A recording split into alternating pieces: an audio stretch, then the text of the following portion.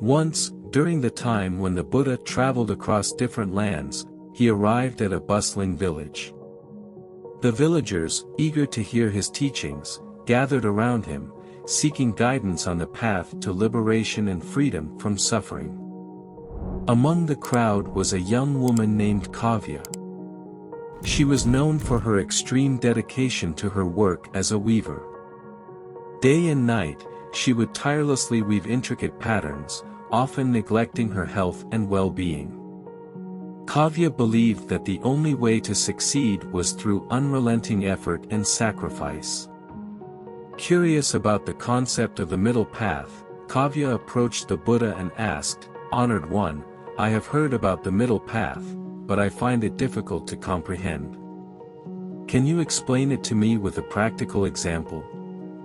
The Buddha smiled warmly at Kavya and decided to use her passion for weaving as an illustration. He said, "Imagine that you have a loom with two strings, one pulled too tightly, and the other too loose. What do you think will happen?" Kavya pondered for a moment and replied, "If one string is too tight, the fabric will become strained and could tear. And if the other string is too loose, the fabric won't hold together and the pattern won't form." The Buddha nodded approvingly and continued, "Indeed, Kavya. Just as in weaving, the middle path lies in finding the right tension, the balance between two extremes. Let me explain further. If you exert too much force on the loom, straining the strings excessively, you risk damaging the fabric. Similarly, if you don't apply enough force, the fabric will lack cohesion and fail to take shape. But if you find the right balance, applying just enough tension, the fabric will form beautifully, exhibiting strength and elegance." The Buddha's words resonated deeply with Kavya.